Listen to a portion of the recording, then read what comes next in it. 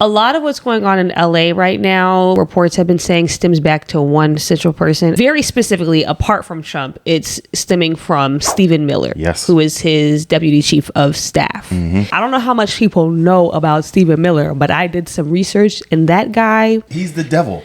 Yeah. There were reports back in Trump's first term, and this might shock you, Trump was the one trying to tell Stephen Miller to reel it in. Take a second to process the words that I just said. Essentially, over the past 20 years, since he was 17 years old, he has made a career out of being a shocking contrarian, somebody who says very offensive things very loudly without shame. And one of the major things that he has cared about ever since he was a high school student is diversity. He hates it. His whole thing is he believes that diversity is an affront to the American tradition, right? He was in high school like upset about cultural clubs having celebrations. He was in high school upset about them making announcements in Spanish because they had a Spanish speaking student body. That's the person that he is. Crazy Stupid Podcast. Thank you so much for tuning in. If this is your first time watching, we'd love it if you could hit the like button, the subscribe button, and the bell so that you are aware of when we post things. Hi, everybody. Welcome back to another episode of Crazy Stupid Podcast. My name is Esther. And I'm Adrian. And today we're taking a little break from reviewing films and TV shows, but we just want to take a minute to talk a little bit about some of the things that have been happening in the political world recently, namely the ICE raids. A lot of what's going on in LA right now, reports have been saying stems back to one central person. I mean, okay, obviously it's Trump, but very specifically, apart from Trump, it's stemming from Stephen Miller, who is his deputy chief of staff. I don't know how much people know about Stephen Miller, but I did some research, and that guy... He's the devil. Yeah, just so you kind of have an understanding of who he is. Yeah. There's reports of him 20 years ago as a high school student. He was a high school student in Santa Monica in the late 90s and early 2000s.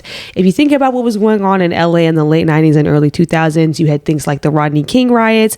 You also had protests over something that was called Proposition 187, which would have essentially barred undocumented children from attending public schools and receiving government-funded health care. There was a lot going on at that time in LA writ large. And then even more specifically in Santa Monica, that community was like a community in flux. So it was basically going from a community that used to be mainly lower income, and it was starting to attract more tourists and more of the like wealthy elites. The schools there were dealing with a lot of changes demographically in terms of the racial makeup and in terms of like mixed income. And that's the world in which Stephen Miller was attending high school. So he attended a high school that was majority Black and brown students, and he is known even now, 20 years later, by people who attended that school, worked at that school, or were in that school district and school board at the time, as somebody who was, even back then, a very loud conservative who was very anti-immigration, very anti-diversity, and he made it known. Essentially, over the past 20 years, since he was 17 years old, he has made a career out of being a shocking contrarian, somebody who says very offensive things very loudly without shame. That's what he has been doing. And one of the major things that he has cared about ever since he was a high school student is diversity. He hates it openly, right? This isn't just about like going about things the right way and and like those old talking points that we used to hear from conservative politicians. His whole thing is he believes that diversity is an affront to the American tradition, right? He was in high school like upset about cultural clubs having celebrations. He was in high school upset about them making announcements in Spanish because they had a Spanish speaking student body. That's the person that he is. So just know that's the type of mentality that we are dealing with. And what essentially happened is a couple weeks ago, he berated a bunch of ICE officials. You don't have to feel bad for ICE if you don't want to. Okay, I'm not saying that, but understand the impact of this. He berated a bunch of ICE officials and essentially said, you guys are not doing enough. You're not deporting enough people. And he just lit up this entire group of people. I believe he also fired a couple of like high ranking ICE officials and basically killed the morale and said, like, you're not doing enough, you're not deporting enough people. And he said essentially verbatim, stop only looking for criminals, you need to just go out there and raid Home Depots and 7-Elevens and just basically grab people up. He said get rid of the target list and just arrest people. He made a bet that he and his team could arrest 30 people in DC, and it was days after that encounter that the LA ICE raids began. So he is like the inciting person. That is the inciting event that started all of this. And it's important to note there were reports back in Trump's first term, and this might shock you, Trump was the one trying to tell Stephen Miller to reel it in. There were things that Stephen Miller was pushing Trump to do, and even Trump was like, whoa, that's a bit too far. Imagine. Take a second to process the words that I just said. People like Stephen Miller, people like Steve Bannon, they are all over this current administration. They're not going away. Every policy decision that Trump has done and will be doing for the foreseeable 4 years, they will be in those rooms impacting every decision and thought process. Tying into one of the things that you were saying that I think is also kind of important, we saw Trump and JD Vance on the campaign trail in 2024 bringing up very unique examples of immigrants, ones that where they've committed crimes, examples of them doing like very violent things. We had examples of things where they were trying to bring up stuff on the subway. Yeah, they ran that ad with all those women. Yes. They recognized it is an easy narrative for people to latch onto in terms of why should I care about someone that is a quote unquote criminal get due process. They recognized America is not comfortable in a nuanced conversation about anything policy related. If it gets too complicated, they know Americans are going to tune out. And the idea of a potential criminal getting due process is something that they knew was going to be too complicated for the narrative online to handle. And I think it ties into something that I have just sort of noticed in our country's history, like a lot, or I should say more recently a lot, is that America is not, they don't know how to handle a complicated victim to the American system. I feel like you can tie this all the way back to what we saw with George Floyd. Immediately, you started to see people jump onto that train, right? Of like, oh, it's clear as day. There's a video of the officer, Derek Chauvin. He's doing this thing to Floyd, textbook. And there was all of this conversation where that was a form of racism that they were comfortable with. But then you start to see the misinformation kick in about like his medical history and his drug usage. And then you started to see people back off. I feel like it was the same thing that we saw with stories like abortion. You mainly saw people only comfortable talking about instances of like sexual assault or instances where the woman's life was in danger during pregnancy, right? They needed a perfect victim. And I feel like this is one of those moments where America is going to have to wrestle with the fact that part of the law and what makes this law so impactful is the scope in which it protects so many people. The fact that it is protecting even the quote unquote lowest versions of a potential criminal is something that America just has to grapple with. And I feel like Republicans know that is something that we are not ready at, especially in the landscape that we're in right now. And that I think is what makes it even more dangerous. There's also been a conversation online, especially amongst Black online circles right now. You might have been seeing this conversation about like, especially Black women, people who consider themselves like the 92% of Black women who voted for Kamala Harris, who are essentially utilizing the election results as leverage to justify their inaction in the face of these ICE raids. Their basic mindset is, we showed up for y'all and y'all didn't show up for us in the election.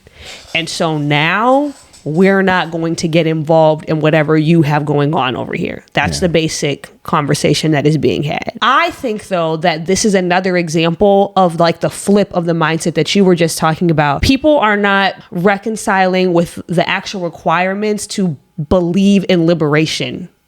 Like, if you are a person who truly believes in liberation for all, then you are a person who believes in it without conditions, right? You cannot be a person who puts conditions on liberation and call yourself a person who believes in liberation, because you do not. The very basis of it, if you truly are about this, if you are truly about this work, is to say that there is nothing that a person can do to exclude them from what they are owed. That means it doesn't matter if they are racist. It doesn't matter if they are transphobic. It doesn't matter if they voted for Donald Trump. And the reason why it can never be conditional is that if even one person can be excluded from the liberation movement that you are fighting for based on these conditions that you have placed on it, then that means that the liberation you are fighting for is theoretical only for everybody, and it doesn't actually exist in fact. Yeah. Because the conditions can always change. They can always change to include or exclude different people. That's why it has to be without condition. And so all of this conversation that we're having, needing the perfect victim, I'm not stepping up because y'all didn't step up, all of that is, I think, just an outflow of a very central problem, which is that we have not been cultivating a mindset, a true mindset and attitude towards other people that just believes in the innate worth of human life, period. And I would also say, as much as you can argue that there is some, personal responsibility on the people to educate themselves on who they're voting for, all of the polling really showed Democrats just did not do a good job of persuading. That was something that we saw in almost every exit polling that we saw. All the polling post-election that we saw, internal polling that they had access to, showed them they were not doing a good job of selling them why people should vote for them over Donald Trump. Perfect example, the mayor race that we're seeing in New York City right now, seeing the literally incredible improvement in the polling that we're seeing from Zoran Mandani. A couple of months ago, he was at 1%, bro. Right now, there was one polling that came out this week where he was only 2 points behind Andrew Cuomo. And Cuomo was someone that's been involved in politics his entire life because his father was involved in politics before he even became governor and now running for mayor.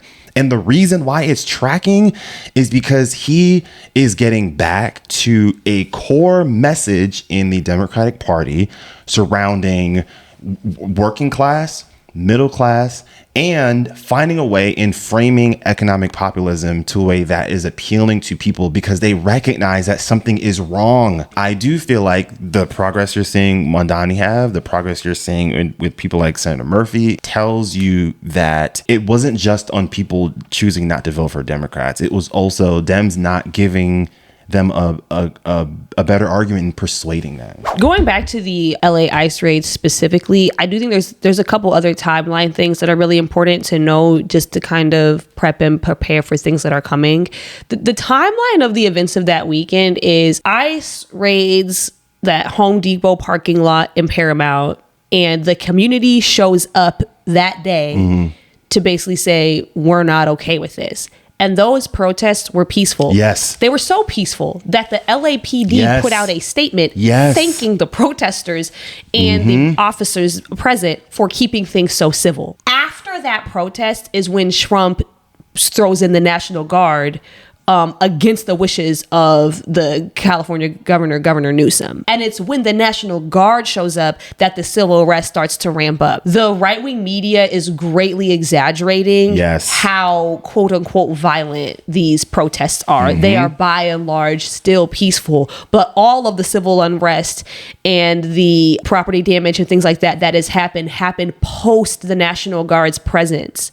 And so I think it's important to understand Donald Trump and his administration understand that sending in the National Guard is inflammatory. Yes. They intend for it to be inflammatory, and they are depending on the response to that inflammatory action to invoke reactions that will justify further escalation. They want to be able to snap all these images and get all these snapshots of people, specifically brown and black people, acting up and doing things that they can then play to their base and their audience as justification for escalating things even further. Remember when we were talking about Andor and we were like, how did they sort of like predict everything that the Trump administration had done? And then we were like, it's not a prediction. They just know the playbook. Trump understands that the public opinion about immigrants would not have gotten to the space where a large percentage of people would be okay with this unless they started the narrative. I don't think people recognize how much they fell for the anti-immigrant propaganda. I think that's what makes it a little sad to see that. Like, I understand that people are trying to, put all this on Donald Trump, but we had polling of near 50% of the country was in favor of mass deportation. That isn't just a couple of Republican politicians. That is a complete shift to the right on how a very significant portion of our American voting demographic feels about immigrants. Tying it back to Andor, when we were talking about like what happened with the Gorman massacre, Palpatine felt comfortable going through with that plan because he knew he had already persuaded the general public in the galaxy to get on board with it. He recognized that his propaganda worked, and so he felt like he had enough capital to go forward with that. That only works if the propaganda is fallen for by people, and I feel like that narrative isn't talked about enough. We have to then start re-educating ourselves again. And this anti-immigration worldview, it's like it happens in cycles for our country. I was listening to an interview that Mondani had on the Breakfast Club, and he talked about how like even in the 80s, we were dealing with that. In New York, we had a severe anti-immigration problem in the 80s. And he talked about how like you had public officials take an unpopular stance to be very pro-immigration and to essentially take on the responsibility of trying to re-educate so many people. And I feel like right now there isn't enough people wanting to do that.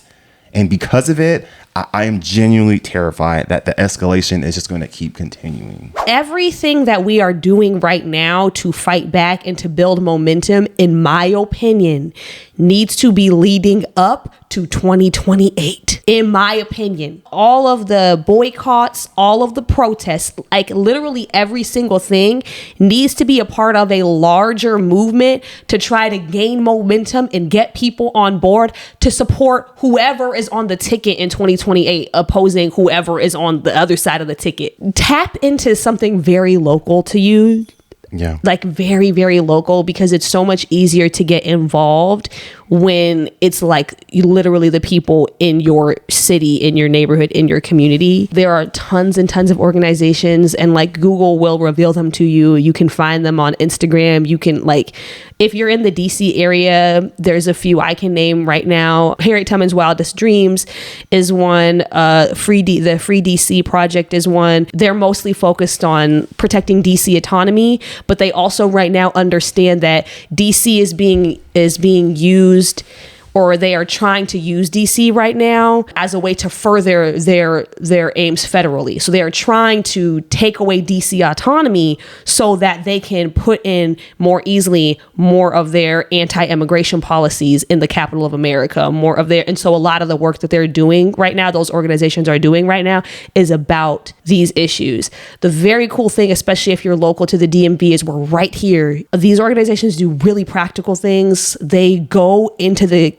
Capitol building and they knock on the doors of representatives and they talk to them face to face. They will let you know when those things are happening. I'm planning to tap in now that I'm not going to be working over the summer. So like tap into something right there with you, right there.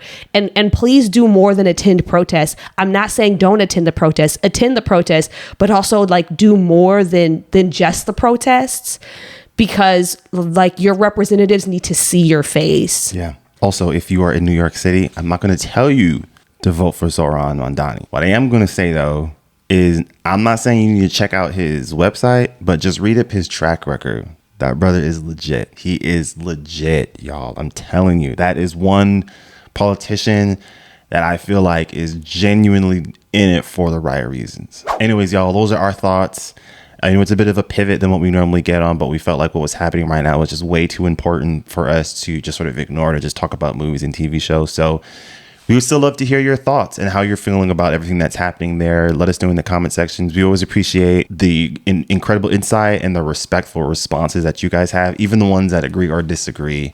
We appreciate them all. Looking forward to hear what you guys have to say. And with that, we will see you all next time. Take care, everyone. Peace.